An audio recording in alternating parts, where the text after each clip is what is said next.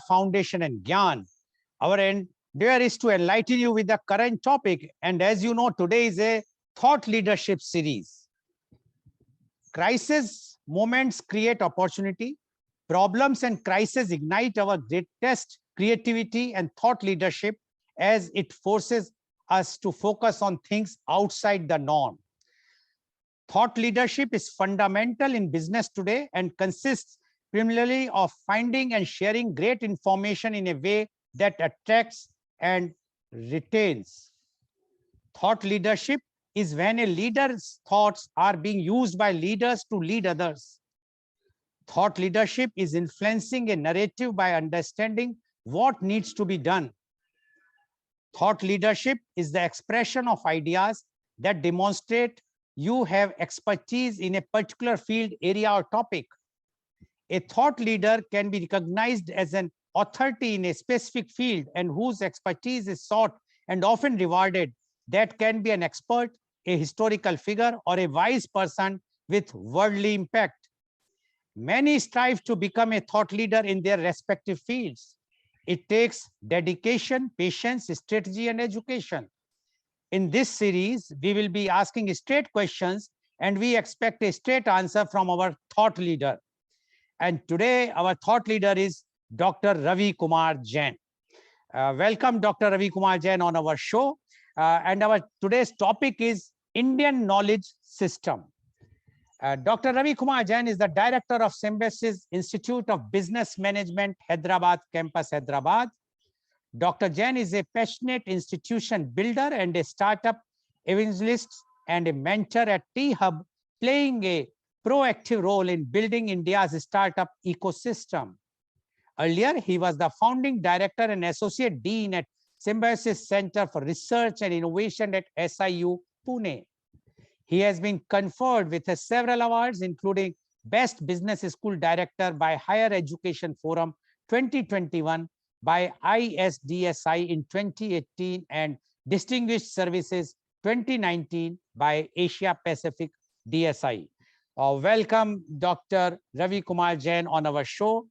Dr. Jain, as you know, today's topic is Indian Knowledge System, and it's a thought leadership series in which I am going to ask a straight question to you, and I expect straight answers from you. So I am starting with the first question. What is Indian Knowledge System, Dr. Jain? Namaskar.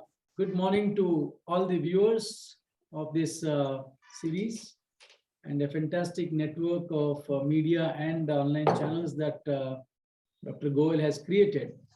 And I'm really happy to be part of this series.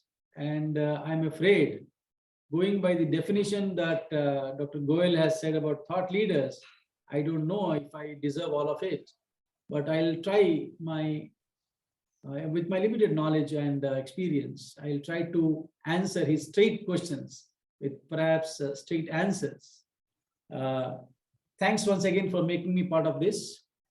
Coming to the idea of Indian knowledge system, let me share the background is why suddenly, why of late we're talking about Indian knowledge system in Indian context and also in global context.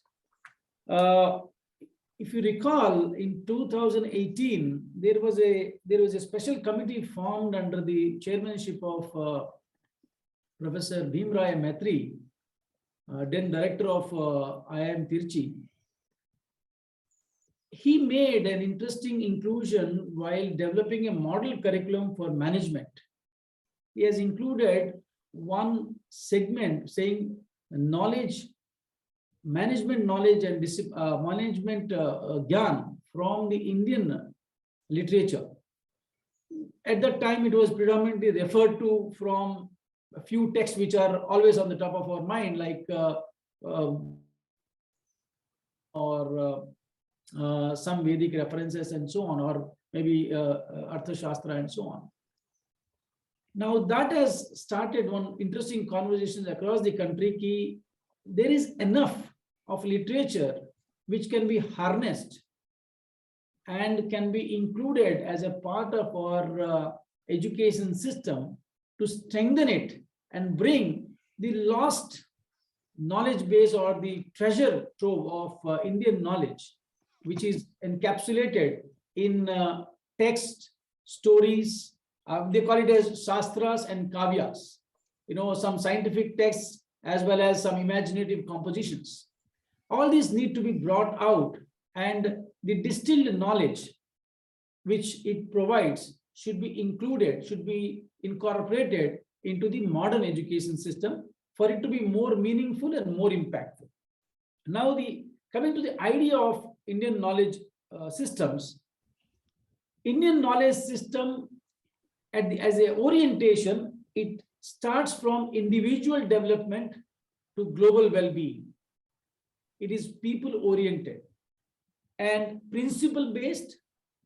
Two distinctions it has from when compared to the current or modern knowledge systems or the modern education system, which is run on the scientific inquiry. The modern scientific inquiry it is contextual, or rather the modern education is contextual, while the Indian knowledge system is context agnostic, means it fits into any context across the time. So two distinctions are, it is timeless and context agnostic, and principle based rather than empirical based. Now, this is the basic idea of Indian knowledge system. Now, this is there as a part of our tradition, culture, practices at home, and our societal learning systems that we all have developed in micro capsules, whether it is in culturally rooted practices, or how we eat, how we conduct with talk to people, how we transact with society. In three terms they say vichar, vyavahar and vyapar. In all three aspects, this literature or this knowledge system is embedded. It has to be formalized and encapsulated.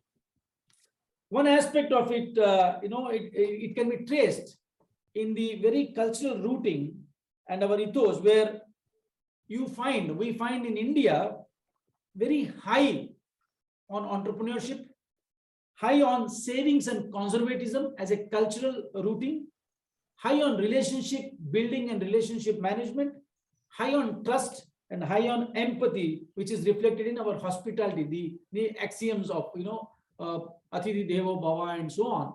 Now, all these are culturally rooted in every aspect or every subcultures that are prevailing in the current territorial India. Earlier Bharatvarsh was much bigger, and it would stretch from the German borders to the Pan Asia up to Philippines and Pan Asia region.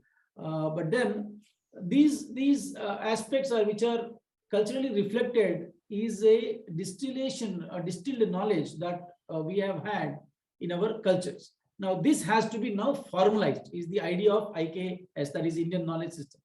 And thankfully, government for the last 2-3 years have been insisting or putting a great effort, and encouraging a lot of universities, intellectuals, and also societies to come up with their contribution in bringing forth the Indian knowledge system in every domain, from scientific, or say astronomy, astrology, to even culinary arts.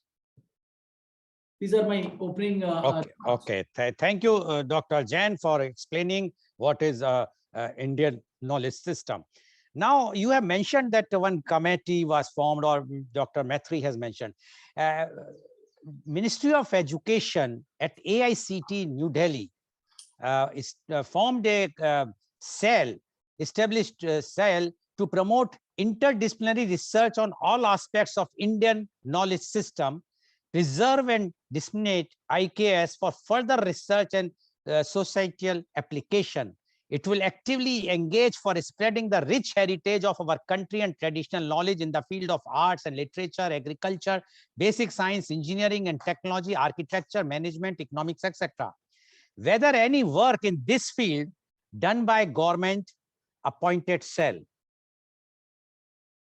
A lot of efforts are happening, have been put up. Some high power committees are also operating on it. I see a few agencies working more actively in both scientific field, that is in engineering and various branches of science. Especially IIT Kharagpur is leading that. IIT Kanpur is doing some good work on it. And in management literature, IIM Bangalore is doing a good job, especially Professor Mahadevan has been working along with a few other scholars of Sanskrit and who understands management, and management practitioners who understand Sanskrit as a language. They are bringing out very interesting work, some compilation of slokas and what do you call modules developed from Indian scriptures, mapping with the modern concept. So things are happening. In fact, at Symbiosis, I take pride in saying that we have started, we have constituted a high power committee. Fortunately, I'm also part of that committee to set up an Indian Knowledge System Center at Symbiosis with a focus on bringing in cultural aspects, language aspects, and also the knowledge aspects to the fore. So a lot of work to be done, but at least good news is we have taken the first step towards that. And government is funding it. They are very positive. They are receiving the ideas. When we go with proposals and ideas, they are listening to it, and they are also forthcoming to fund it. I think that's a positive move to start with. And Okay. it's a long journey. It may take even decades before we could actually bring at least the surface part of, clean up the surface part of it. Going in depth is going to take a lot of time. Yes, we have to remove all the dust, which as they are already, otherwise this is our culture, and so much we were leading at one time in our knowledge. And today, it has been dormant. yes. The Advaita tradition that developed, it is between 1000 BC to up to 6000 AD, 600 AD. 1600 years, it was including language of Sanskrit was prevalent as a they call common language, and a lot of that literature. After that, we have started losing it generation after generation. Yes. Now my question to you is, why Indian knowledge system is important? It is important because the very root, or the very I would say orientation itself is different. It leads, or it takes people, or the journey starts from vocation to liberation. While the Western knowledge system, I'm sorry, let me make a disclaimer here that whenever we are comparing, we are not trying to belittle the existing system or the Western system, so-called Western system.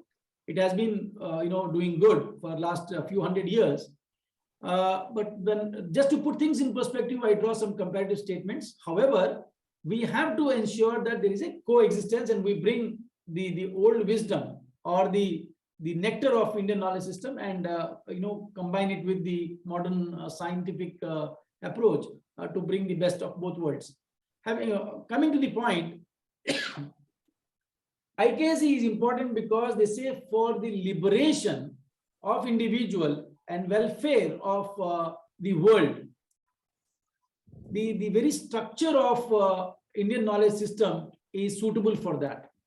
While the Western constructs talk about knowledge as source of power, and source of power, power as in power to dominate in the society, or societal dominance. Whereas the Indian knowledge system talks about liberation and contribution to society. Now, that's where the difference comes in, and hence you say for the welfare of the society, for the welfare of the world, Indian knowledge systems are going to contribute more. Just let me give an example.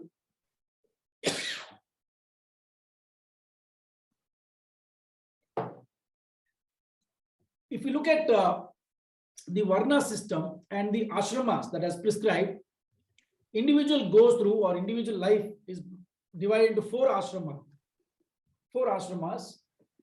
Starts with brahmacharya as a student, grihastha, vanaprastha, and sannyasa.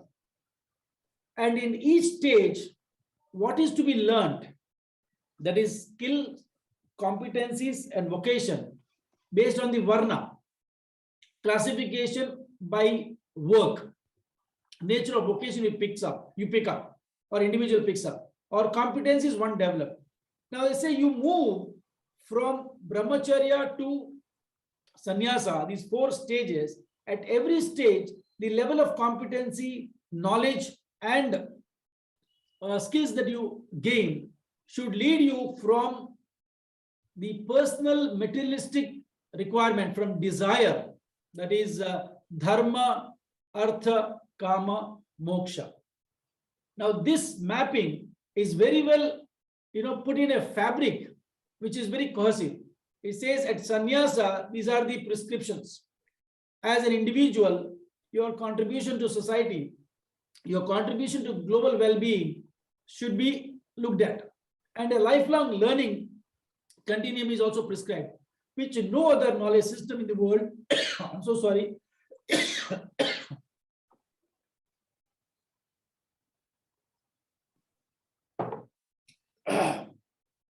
which no other known knowledge system in the world gives you such a structured construct of learning and knowledge dissemination and knowledge creation and knowledge application.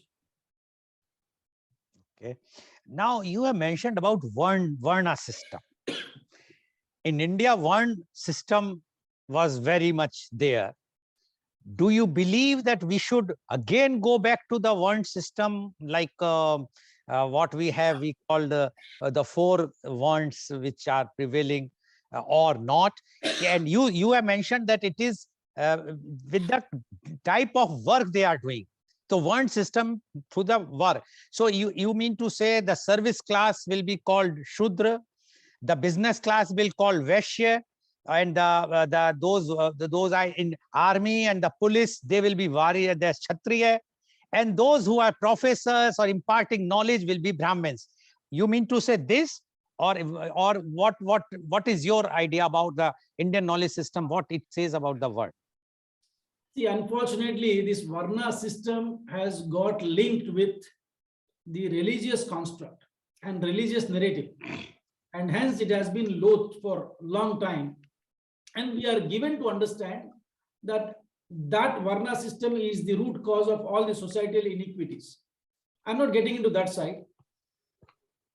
Varna system, by its definition, it says what kind of skills and competencies you learn, you gain, you practice, you belong to that clan.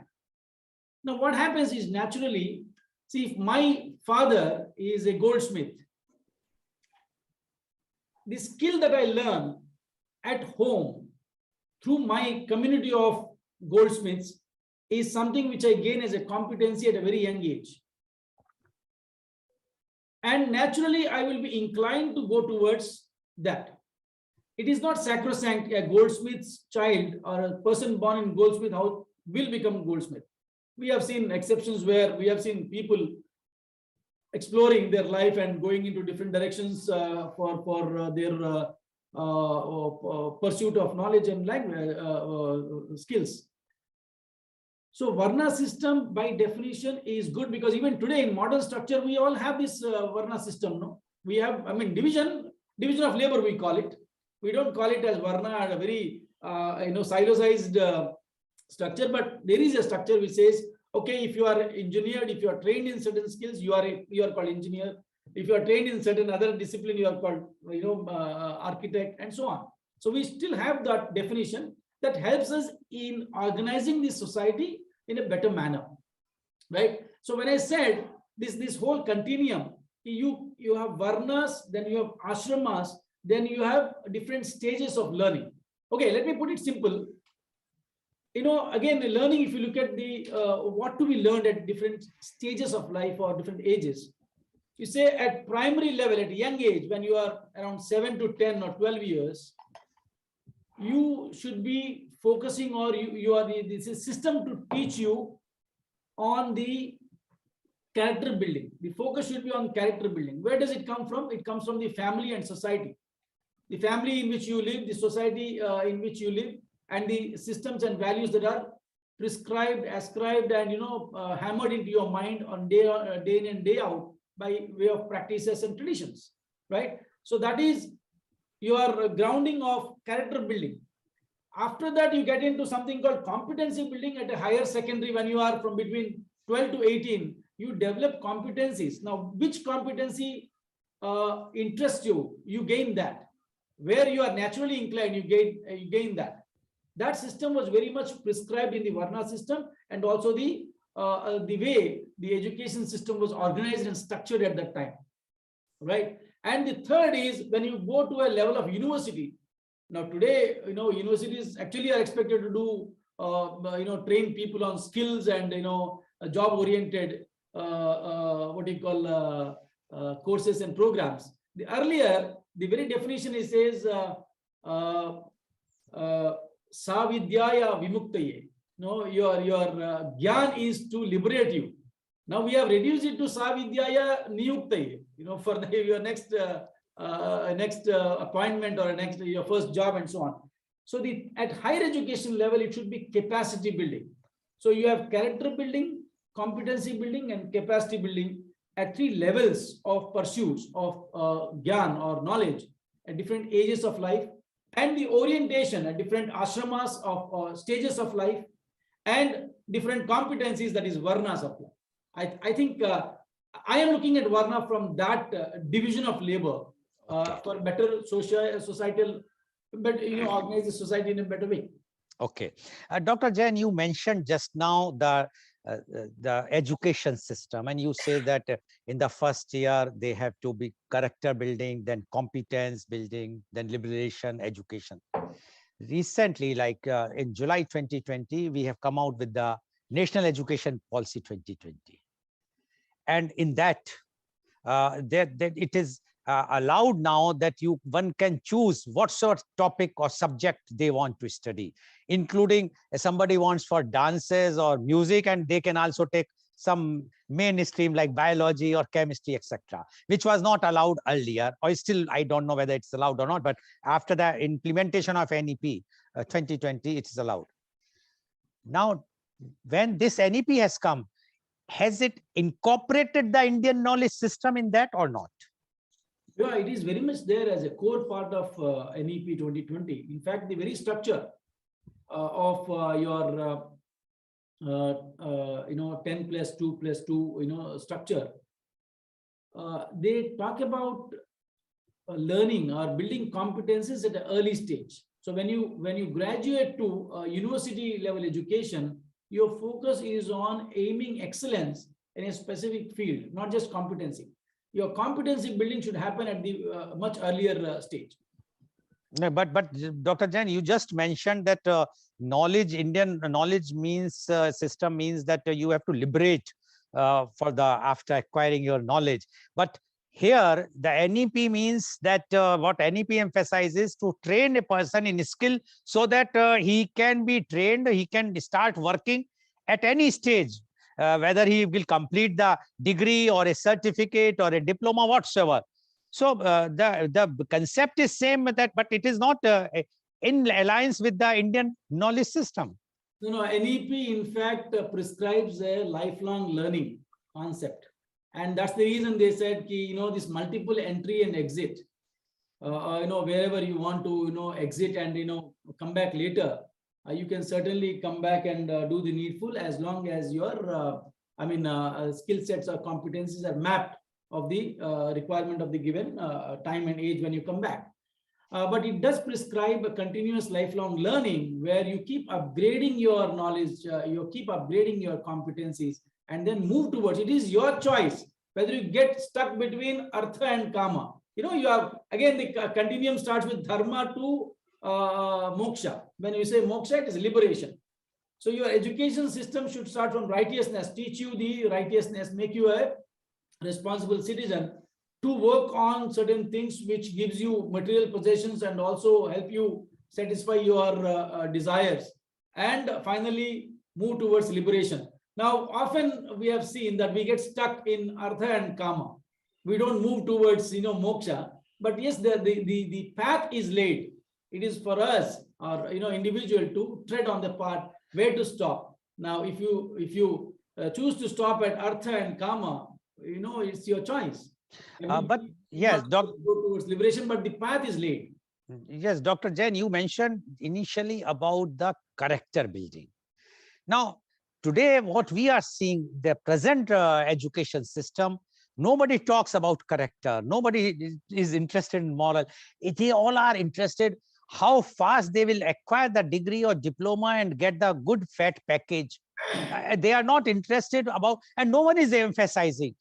Or in other words, do you mean to say that the Indian knowledge system, we will go back to the Gurukul system of education instead of the present education system where one-to-one education or very few are living along with the guru and they are imparting the knowledge as well as the character building, competence, everything. You mean to say the Indian knowledge system wants us to go back to the Gurukul system? The good news is the current technology and the fast evolving digitalization does provide us this benefit of coming up with something called personalized education, personalized learning methods, and personalized evaluation methods. In fact, the day before yesterday, when our finance minister was announcing, reading out the budget, there is a provision for digital university, which is going to lay the path for personalized education at any time, anywhere. You choose at your doorsteps, you have access to. Now, coming, to this whole idea of character building, as I said, Indian knowledge system structurally, what it was hundreds of years ago, it is structured in that manner. Now, right now, we are not in that format. So we have to perhaps move in that direction. The good news is the schooling system still amenable.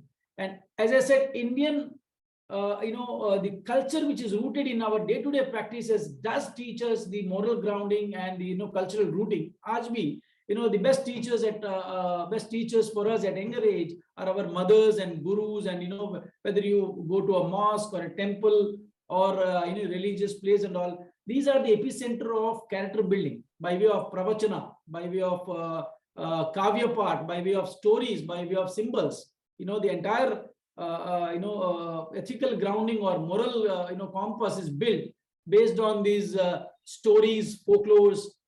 You have these symbols and scriptures and characters, right? Every time, in every culture, in every script, you have characters which are always taught about. Ki iske jaise bano, uske jaise bano. When you talk about individual righteousness, the greatest example people keep giving is Ram, Bhagwan Ram.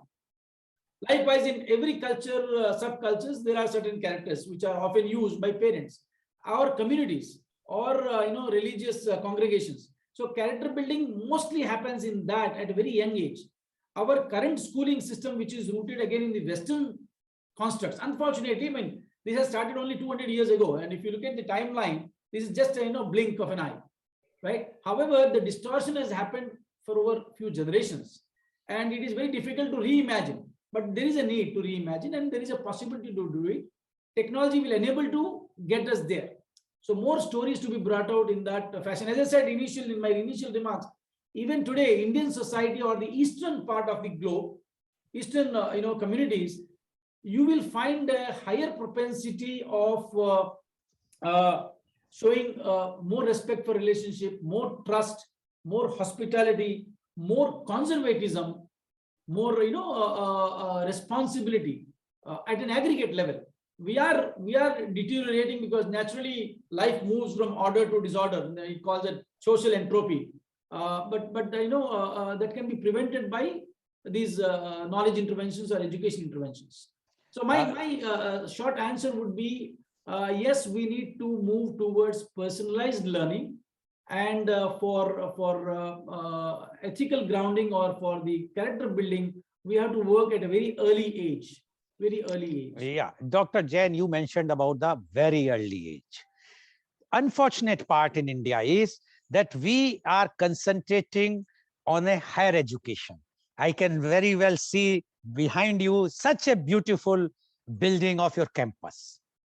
How many such type of campus for primary education in India, where the basically, as we all know, the morals or ethics, until unless it will not go to a child at a very early age, as you had mentioned, it's very difficult to change his or her perceptions in future. You cannot put moral at this age when you are teaching in higher education institutions. It has to be done. Do you think, and it was there in our earlier, as you mentioned, a guru in Gurukul system, it was basically not to teach only the skills, but also to make the character at that time. Do you think it is a time when we must emphasize on a very good quality primary schools in India, so that the good foundation, ethical as well as moral, to be laid down for the students? So when they reach to your institutions, higher education institution, then you will have no such type of problems what we are facing today, a moral crisis, I can say, in India. What is your view about that? I fully agree with you on that. But as I said, the current schooling system is something which we have inherited and shaped up only in the last 200 years. And I'll tell you, despite this distortion, where especially in Indian context, the education system, or the so-called structured education system, was developed to produce clerks for the then rulers. I mean, who ruled India for a long time. They wanted administrators, and they wanted people to think or become English by spirit and their mannerisms. They may look like Indian, famous Macaulay's statement saying that we want to convert all these guys into Englishmen by thought, though they may appear like Indians in their color and clothing.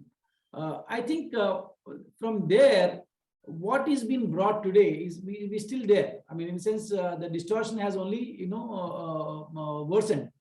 Having said that, the good part is, as I said, the distilled knowledge is very much there, is well connected in the community practices, social practices, our day-to-day activities, our day-to-day, conversations. That kept us strong enough in retaining our value system and ethics and morals and all that. Indian, I would say, the ethical or moral compass, or the character construct, is still seen very strong globally, when compared to the distortions that have happened to the Western societies, where it is completely individualistic and hedonistic way of nurturing. Even individuals are nurtured for competition and care for nothing, including no care for the world. Whereas we have been rooting ourselves, you care for everything. When you take care of yourself, you also ensure that you don't disturb the harmony of the others, or the balance of the ecosystem.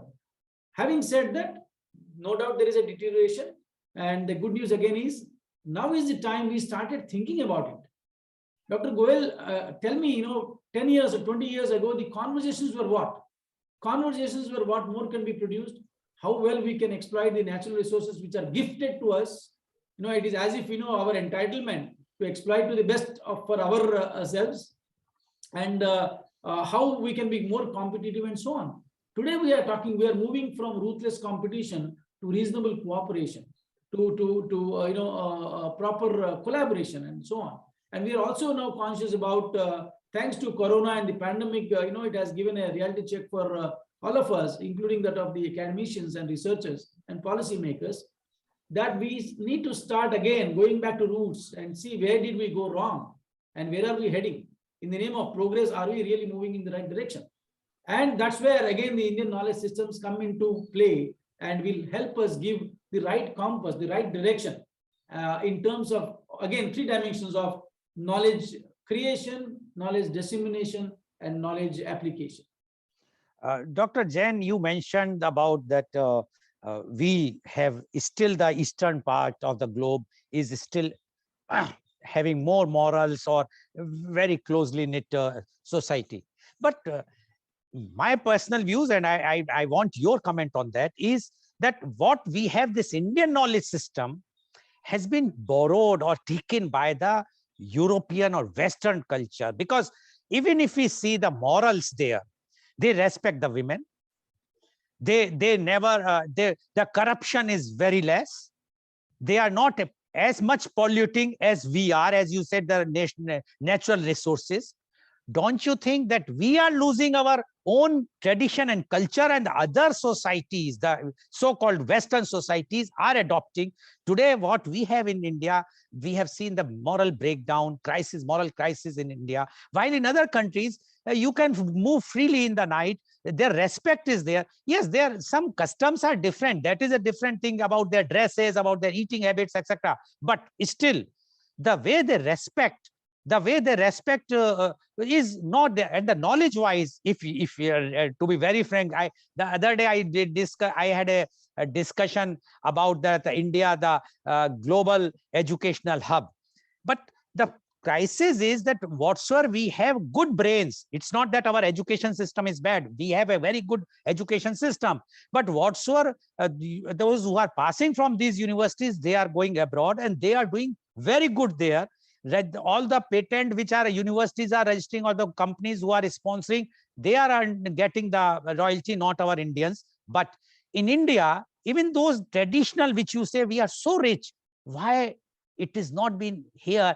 We have not kept, and others have taken from us. They have stolen our own culture. What do you say about it? I am afraid we will get into a different dimension of this debate, in the sense, while we are forgetting, or rather we are adopting something which is visibly more appealing for us. In the last 3 decades, in fact, we have grown, or rather we have deteriorated in several counts in the last 3 decades when compared to what Indian society was like 3 decades ago. So there are a lot of aspects of scientific development, more comfort in life, and so on and so forth. So some good reflections and some good visible, development, so-called development that we have witnessed. But there is a lot of things that we have lost in the process. In fact, okay, let me put it this way: what the Western society in the industrial era, what they have gone through, perhaps we are going through it now. They had the same thing, where the family structure was crumbling from joint families. They started becoming nuclear families, and then their food habits started changing, and in fact deteriorating. Their their moral compass and everything was on a decline. And suddenly, when they got in touch with the Indian way, or the Eastern philosophies and all, they said, hey, this looks better because we have gone through the pains of not having these. And people started adopting at a more of a Platonic level, in the sense more at a cultural family level or social construct level.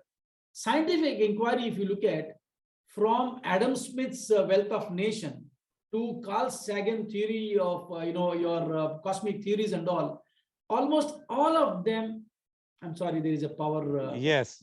Almost all of them have referred to Indian knowledge system, saying that when we referred, we realized that there is a rich treasure trove there, and much can be adopted from there. In fact, a famous statement by astrophysicist, it is Heisenberg, I think, who gave that theory of alternate world, or he did a lot of work on the quantum mechanics or quantum physics.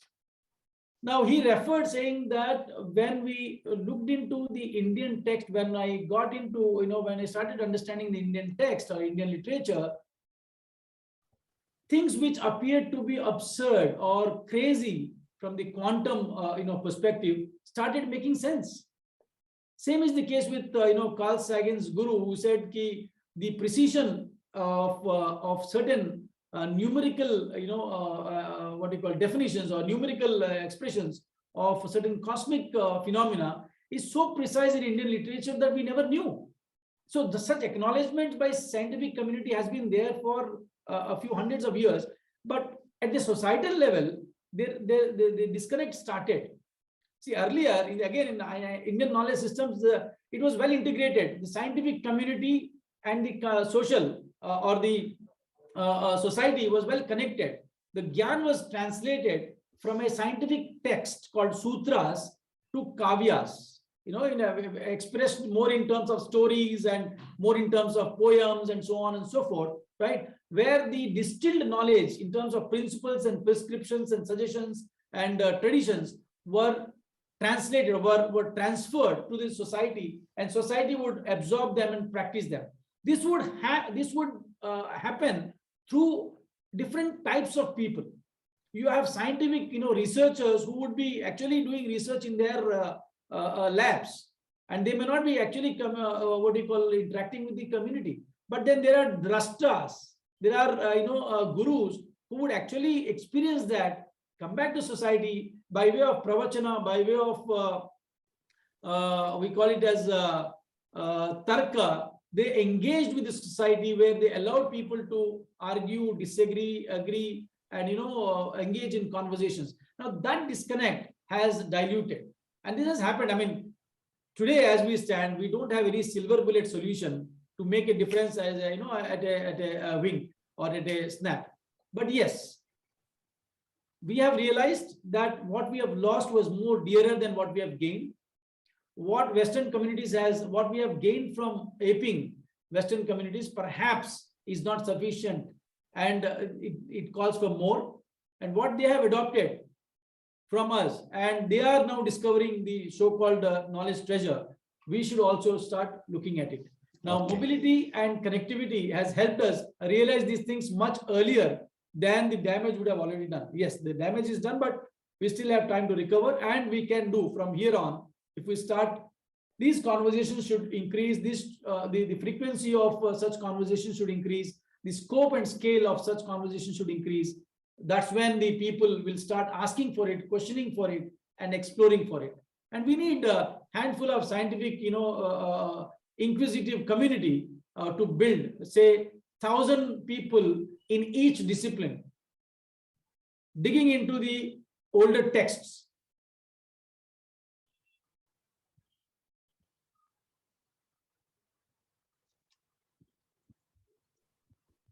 This is my view. Western societies, especially Germany and US, they are doing in-depth study, or in-depth, I would say, research on Indian texts. I mean, there are 7 German universities, I understand, who study almost all Indian scriptures, starting from Vedas to Agams of, the Jaina Parampara. There are Agams. Very interesting scientific descriptions of certain physical, certain cosmic phenomena is also explained there. These are being studied and researched in German universities. So you agree that in what India is forgotten, they have adopted. Thank you very much, Dr. Jain. Now my question goes to you: is how many main ancient Indian knowledge systems are there? No, if you divide the literature, it is basically into two segments in terms of their orientation. Literature can be called as Vanmaya. And then you have Shastras, which are more technical descriptions, and Kavyas, which are more imaginative. This thing in Shastras, again, you have this.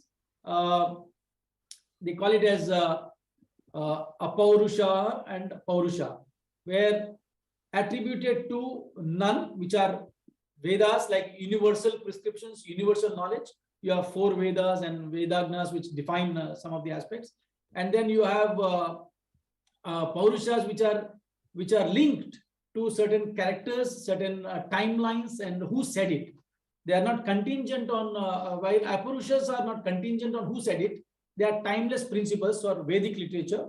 So Vedas, Upanishads, and all that form in that category. Whereas in the Paurushas, we talk about, it starts from, say, Itihasas and Puranas to philosophy.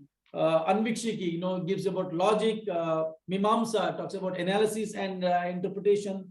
Dharma Shastra talking about sociology, and Kavya Vidya, and so on and so forth. So this is branching of Shastra. So this is more of scientific. Kavya is where the Shastras are translated for social consumption, societal consumption. Now this is my understanding.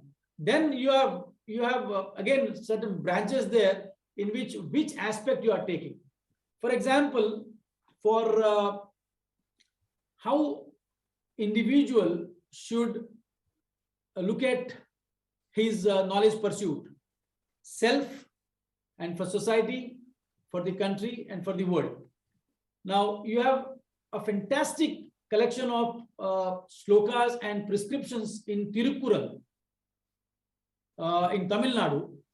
Kural means slokas basically. So 1333 kurals are given which prescribes or suggests how one should learn things. So that is one system in itself. Then you have Jaina Agams, which again tells you how you should, talk about Gyan and Vigyan. That is, a pure knowledge and something which is more sensory, which is more visible. Likewise, you have Vedic knowledge. So this branching is there, but they all come from the same root. Or if you want to call it as Varmaya, that is a literature, the larger Indian knowledge treasure trove.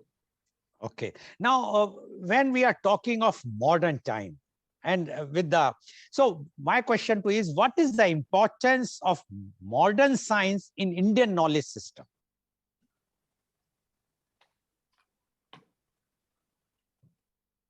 No, it is very important in the sense it has collectively furthered the scientific inquiry of exploring certain aspects and certain phenomena, both physical and mental and universal. So no doubt that gives us a very, very strong reference point. And as I said, Indian knowledge system brings in a comprehensive a package of from individual to society to the global. If we combine these two, we'll have best of both worlds, because the modern scientific inquiry starts and ends with self and prescribe that as a source of power, whereas the Indian knowledge system, as I suggested earlier, starts with self but graduates to the globe, where it talks about Vasudhaiva Kutumbakam or Sarva Loka Hitaya, where it says welfare of world. Unless your knowledge is used for welfare of world, it is no knowledge, right? So if you marry these two, that's where we get the best combo to make the world a better place and ensure that we deliver excellence and sustainable organizations and excellence and sustainable societies and individuals. So modern science is very much important. We cannot, this cannot be this versus that. It is not Indian knowledge system versus the modern science.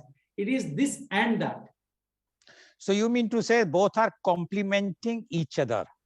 Absolutely. Okay. Now, again, I am coming to the point when I mentioned earlier that Indian knowledge system is being taken away from India. Is there any way to protect Indian knowledge system?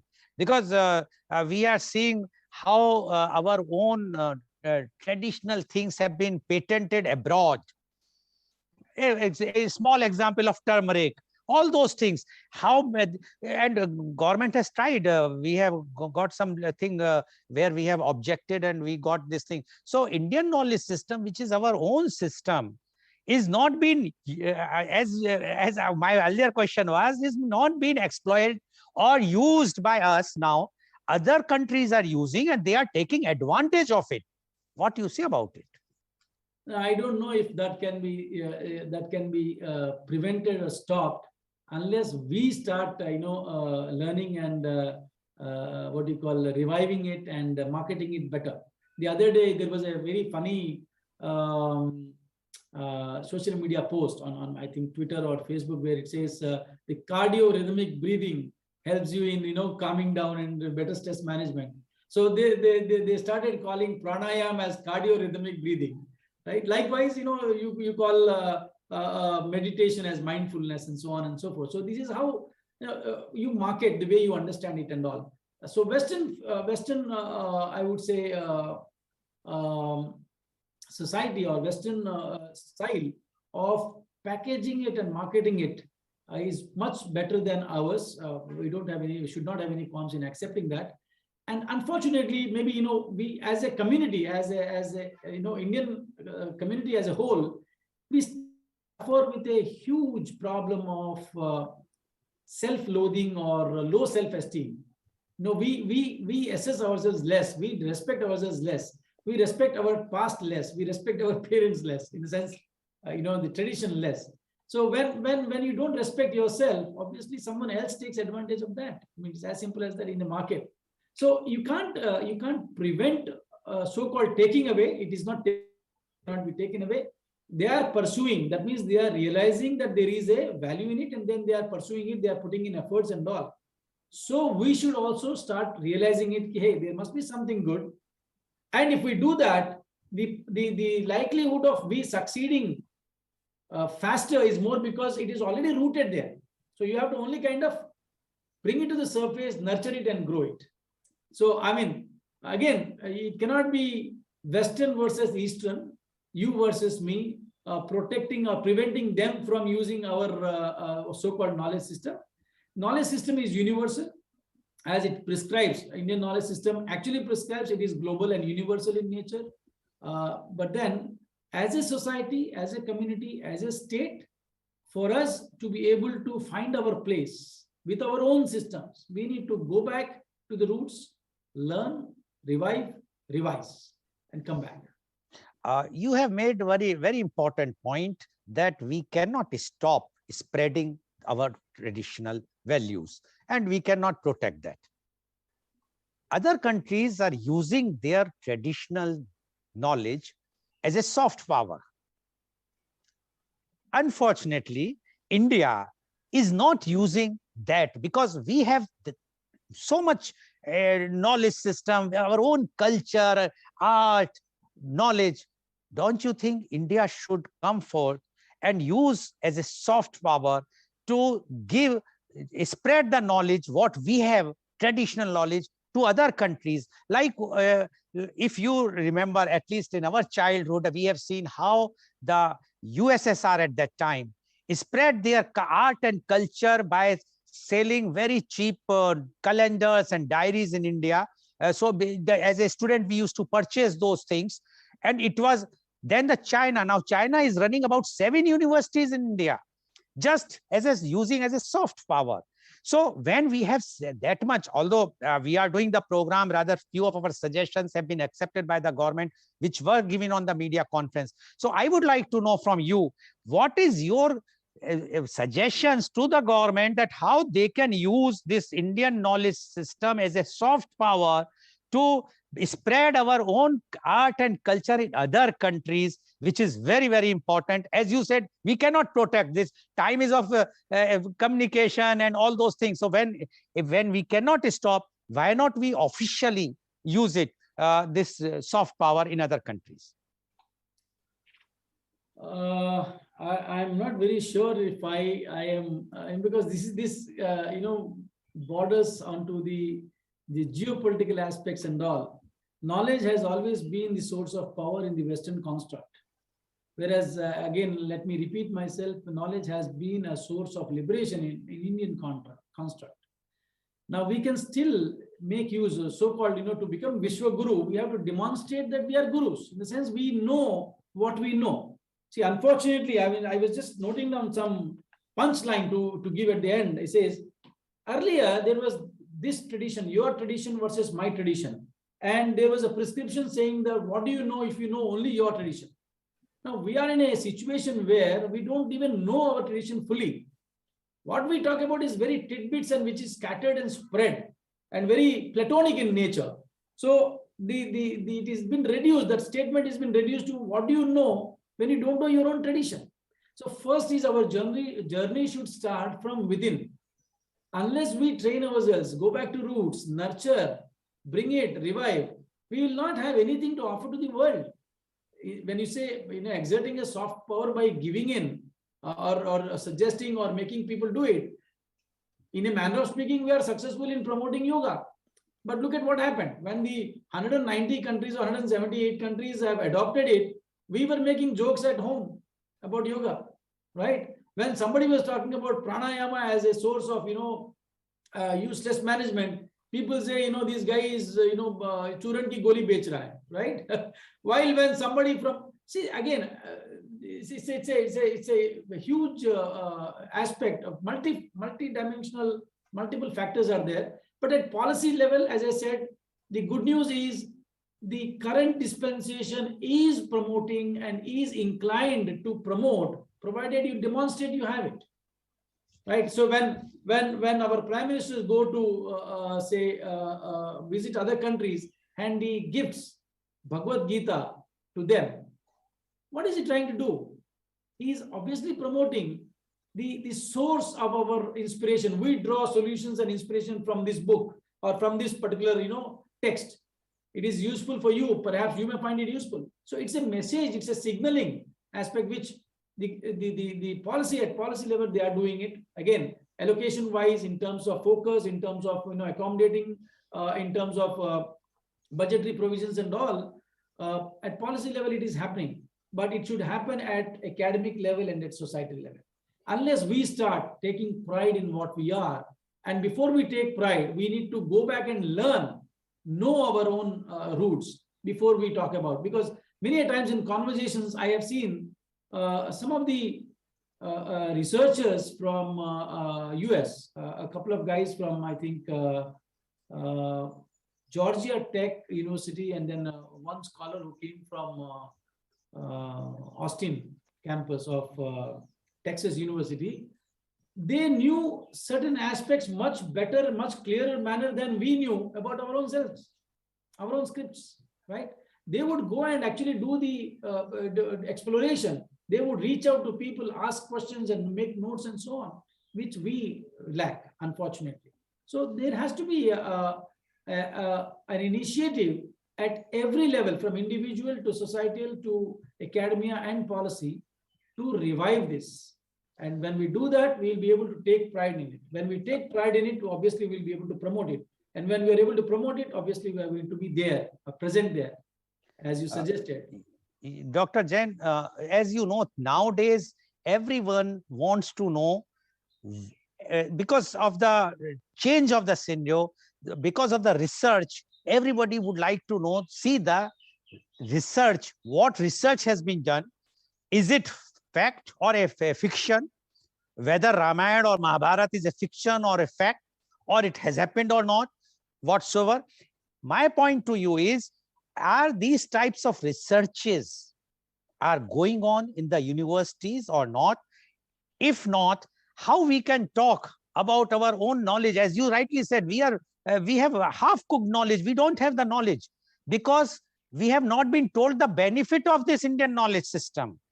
Now, as I'm sure you are going to explain about the benefits of our Indian knowledge system, but these benefits of Indian knowledge system, unless it will be documented after doing the proper research, then only you can convince today's generation, the young generation, because they want to see, like if we see the COVID. Now, COVID, everyone is becoming a doctor. Everybody is saying the vaccine is good or not good. But when the research comes and some magazine like Lancet, if they publish something, people accept it. So unless our credibility even is not being shown, how we will be able to convince ourselves that Indian knowledge system is really beneficial, not at that time, but at the present time also. What do you say about this, Dr. Jain? Scientific inquiry is a necessity. However, again, there are fundamental difference in the Western system, which is more, I would say, empirist, where empirical, evidence-based, right? And evidence-based has its own lacunas and own challenges of establishing truth. And truth, there are versions of truth at every different stage, in every different context. Whereas Indian knowledge system prescribes principle-based, which are universal, context agnostic and all. So whether we want to research and provide a so-called empirical validation to those principles, I'm not sure. It is, world has to, the research has to be driven in a proper direction to be able to establish that. But if we are trying to validate and say what is given to us is good, is better, and sell the idea in empirical sense, perhaps we will be missing a point there. So research in terms of exploring the knowledge system has started, is there. I mean, it was there earlier also, but never, as I said, discussed or debated or got into conversations in Sanskrit universities and all in Kerala. And in fact, University of Mysore also holds the original text of Chalukya's time, Artha copy, or they say arguably the last copies of Artha Shastra, after which it just got what you call invisible, or got lost in time, and it was discovered in early 1900s and all. Such inquiries at individual levels or small pockets has always been there, but as I said, a broadband approach or a broad-based approach has started, and dedicated centers of excellence have been established. In my initial remarks, I said some interesting initiative on promoting Sanskrit as a language has been taken up by IIT Kharagpur. In fact, they are talking about from linguistics started researching and talking about richness of the language or the inclusivity of language, where Sanskrit has more than 20 lakh or more than 2 million words, while the best of the language, Eastern languages has, maybe Korean has around a million words. But if you look at the languages which are widely used, Chinese or English, they are very, very poor in terms of their Shabdakosh, right? So, the journey has started. The journey started at the right place to understand the language, because the entire knowledge is encapsulated in that language. So unless you understand Sanskrit as a language, you won't be able to decipher what is there in the Indian text. So to answer your question straight, scientific inquiry has started in different pockets by centers of excellences sponsored by, promoted by, or encouraged by the government. IIT Kharagpur is one, and as I said, there are two universities. One is Chanakya University, which is in the process of getting it is going to be set up very soon. Yoga University, Sanskrit University, university which is there in Tirupati also has a division of Sanskrit, which explores various texts. And likewise, there are some good centers of excellences in UP, which studies some of these texts like Mahabharata and Bhagavad Gita and Ramayana and others, in-depth study in other Indian texts. So work is initiated. Is it sufficient? Obviously not.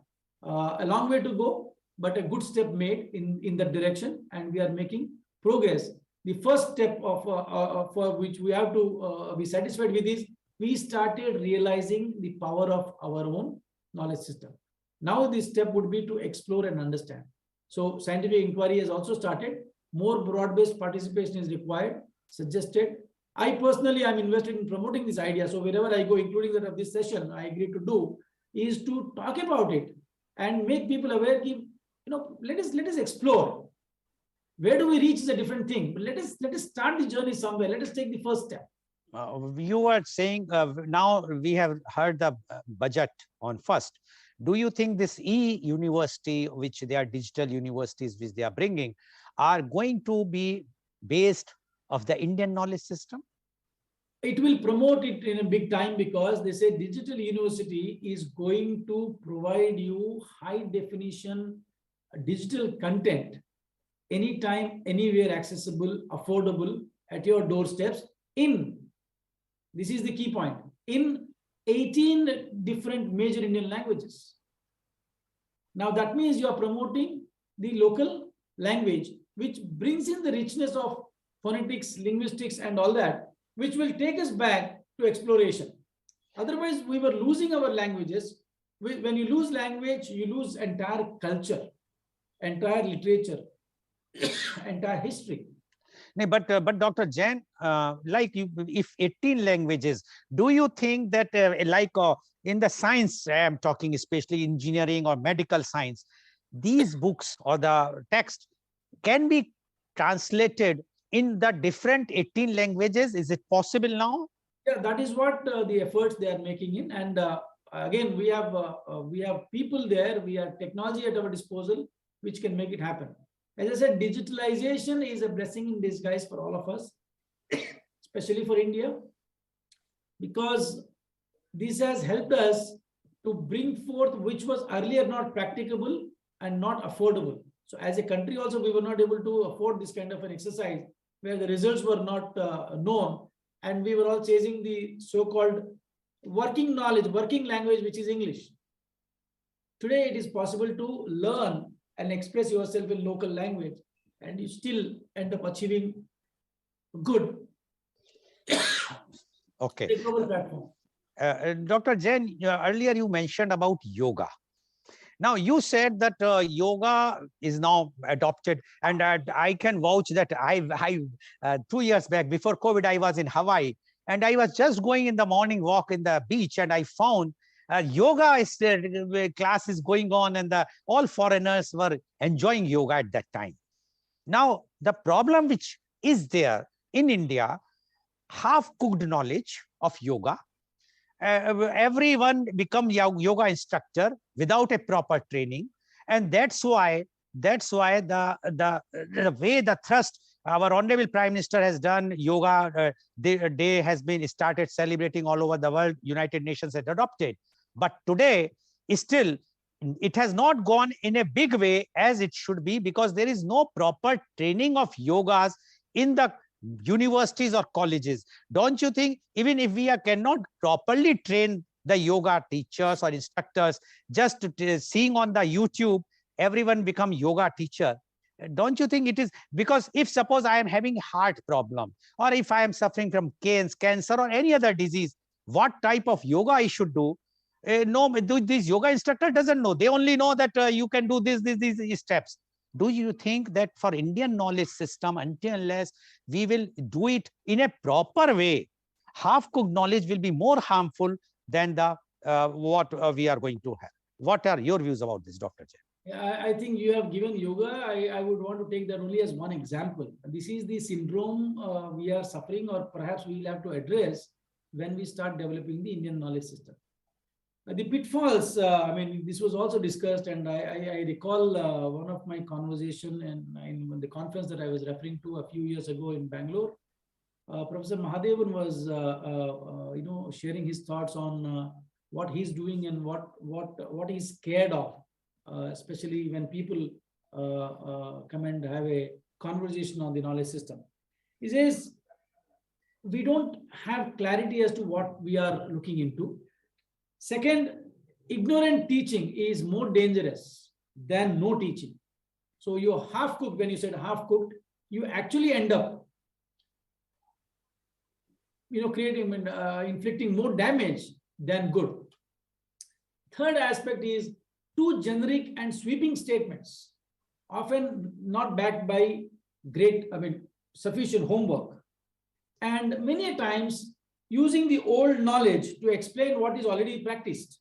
It is like, glorifying the past. And it stops there.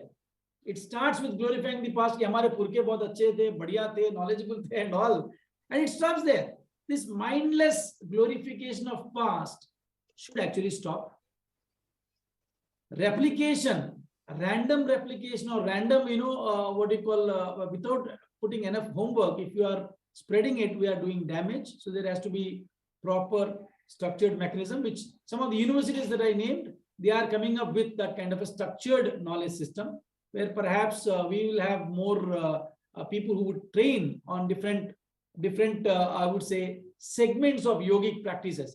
Yoga, often when we say yoga, what you and I visualize, or most of us visualize, is those postures. So there are 20, 50, 40, 100 different postures, and if you master them, you are a yoga guru. No, yoga has a lot of dimensions to it. In fact, they say any act done with deep engagement is itself yoga. Karma yoga su kausalam, they say, right? Yoga karma su kausalam.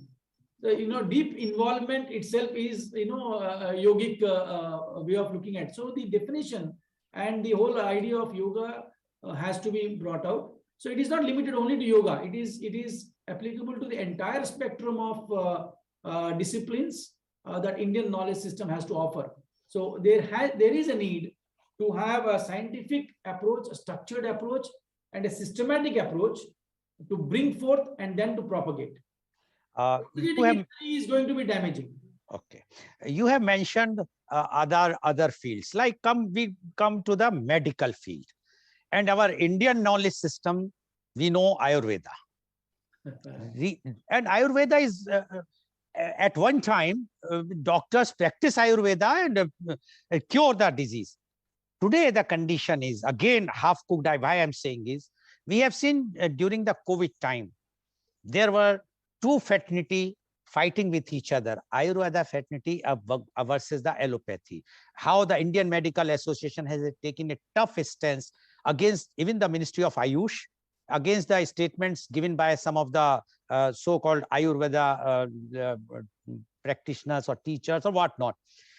Again, in spite of all these things, what efforts we have taken to come out with the research on those Ayurveda things so that we can convince, after all today, if we are not convinced ourselves that whether this, we know one thing, our Indian knowledge system very clearly stated that if you are consuming this particular thing, suppose you are taking milk, you should not take this particular vegetable or this particular fruit. It was because of the traditional knowledge we were having, and still many of the households are adopting and practicing it. But the real reason they are not aware whether this is a calcium and this particular thing is a harmful thing. My point is why the proper, although Ayush, Ministry of Ayush is establishing Ayurveda colleges, as an educator yourself, you know what is the standard. My point of view is, again, I am asking you, as you are caring about the Indian knowledge system, why a proper Indian knowledge system is not being coming out, whether with one university or two universities or five universities, in a proper way, so that we can prove, it may take 5 years, 10 years, that this is the research, how the medical system can be used, using our own traditional or Indian knowledge system in spite of following the Western system. What do you say about this, Dr. Jain? I'm afraid I don't have necessary competencies to talk about the medical aspects as such, but general view about this conflict between different schools of thought or different approaches to healthcare and medication and pharmaceutical, whether it is allopathy, that is the Western modern medical science, or the naturopathy or the Ayurveda, the other Unani is there, then you have homeopathy and so on. All of these have their own centers of excellences. There are structured bodies. There are universities which propagate, promote research and bring out knowledge in that area. We have Ayurveda universities. You have Ayurveda practitioners. You have naturopathy institutions and practitioners. The disagreements between these clans is a matter of their own survival, and then as Janta or public, we have to make a choice as to what we believe and how we respond to when we have ailments. Where do we go and where do we prefer to go? As a policy, at a policy level, I'm not very sure if they can take any stand against or for any specific approach or specific school of thought or way of doing things, or a specific medical system or healthcare system. They are nurturing all. So there are institutions which are sponsored or funded by government, which does in-depth research in Ayurveda.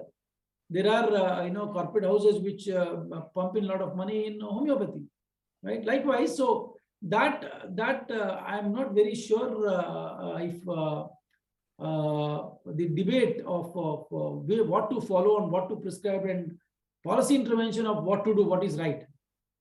See, the Western or the so-called modern medical science talks about the empirical assessment. Now, again, we have the same flaws of empirical validation of medical, therapeutic capacity or efficacy of a medicine, of a new formula, has its own challenges. When you say evidence-based, how successful it is, how effective it is, and all we have seen, right? During COVID times. Different pharmaceutical companies or different countries have claimed different things, and we got into a different spin of geopolitical considerations of which country would consider whose vaccine as valid vaccine and so on. Now that takes us into a different again debate and dimension. Having said that, from the Indian knowledge systems perspective, we have a solid prescription from dietary prescription. You know, they say Indian kitchen is a pharmacy basically. So you are what to eat, when to eat, how much to eat, what seasonal things should you eat and all is extremely well prescribed.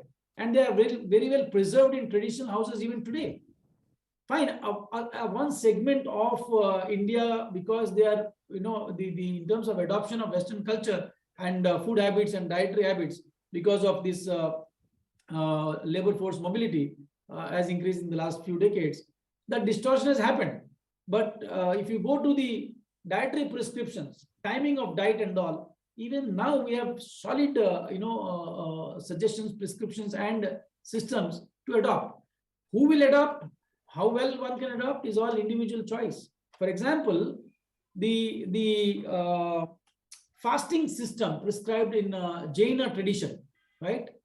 Now they call it as two meal, that is Biyasna, Ekasna, Upvas, Ayambil, you know, and so on and so forth. So there is a fantastic prescription or a bouquet of dietary prescriptions as to you pick up as per your, you know, Shakti Anushar, right? If you can't starve yourself, or you can't, your body doesn't support you to go for a complete upvas, which is actually a 36-hour fasting thing, you go for a kasna. If it doesn't support, your body doesn't support, you go for biyasna. Now there is an interesting study done by Japanese scientists on the efficacy of this entire prescription fasting model. And they came up with the idea of something called autophagy, which earned them Nobel Prize a few years ago. The root is in the fasting system that they are studied in the Jaina tradition. Likewise, in Hindu tradition also, they talk about fasting every week. Means, there are prescriptions which talks about how you remain healthy mentally, physically, and spiritually through proper intake of diet. So your kitchen is a pharmacy. It is loaded with all these so-called natural and Ayurvedic prescriptions, what spices to use, when to use, how much to use, and so on. So I think while we have India in a manner of speaking during COVID, Indians perhaps were protected because of that pharmacy rather than the other pharmacy. Yes, you are right, 100%. My claim, I may be wrong in that, but I think that plays a very, very important role, because we have the immunity, which is our traditional kitchen, and thanks goes to our mother, grandmothers, because of them we were saved. Now my one more question is, how does this Indian knowledge help us to live in a more sustainable way? I think I will come to the last leg of some of the things I have noted down. Yes. Where how does it help? How does it help means, again, it operates at three levels, that is at individual level, societal and organization level, and at the universal level. Now, what we can do is to ensure that we ground ourselves in the knowledge systems that are there as a part of Indian construct, or the practices and cultures that we have, and ensure that this gets translated into our organization practices also, where we talk about a universal organization which says Sarva Hitaya Sarvajana Sukhaya. And it starts with leadership. Then say you take care of your profits, people, planet, and also serve the purpose. And what is the purpose? Purpose is global well-being. Purpose is reflection of Vasudhaiva Kutumbakam. So Sarvajana Hitaya and Sarva Hitaya, Vasudhaiva Kutumbakam, becomes the root for what IKS, Indian Knowledge Systems, can give to the world. And let me borrow some of the thoughts that late Professor Bala Balachandran, a fantastic researcher and a champion from the Western standards also, a celebrated professor and a wise man with a fantastic Indian roots coming from the southern part of the country. Professor Bala Balachandran. In one of the conversations, he said, we have to graduate using IKS, and only IKS can help us, Indian knowledge system can help us to graduate with global mindset and Indian roots, addressing global issues with Indian tissues, from best practices to graduate to next practices. Because from India, we have to move to Bharat, which is Bharata, Bhava, Raga, Tala, which create this symphony of life at a universal level. And I think that is how Indian knowledge systems can serve and help the world to become a better place. Okay. Dr. Jain, in the last, I want you to, what are your suggestions to the government and what is your advice to the public? And public means mainly the youth, the young generation, because Indian knowledge system, if you talk to any youth, they have lots of reservations. But what, as such an experienced person you are, and you have studied so much, what suggestion you would like to give to the government and your advice to the youth, especially the youth, about the Indian knowledge system? Okay. Suggestion to the youth is to start respecting ourselves, start taking pride in what we are, and slightly be a little more curious to know what we are, to appreciate why we are good and why we are better. And we don't need to ape or carry the self-loathing or carry the low self-esteem. So that is for Aam Janta, because unless we take pride in ourselves, nobody will respect us. At more formal level, at institution and organization level, the prescription is simple. We have started the efforts. We need to strengthen the efforts in terms of making a concerted effort in a very structured, systematic manner with a vision to bring forth IKS. So we need to create more centers of excellences which dig deep into one aspect of IKS, whether it is legal studies, whether it is scientific studies, whether it is engineering, whether it is culture, whether it is architecture, management, and so on and so forth, economics, philosophy, and so on. So having a focus group,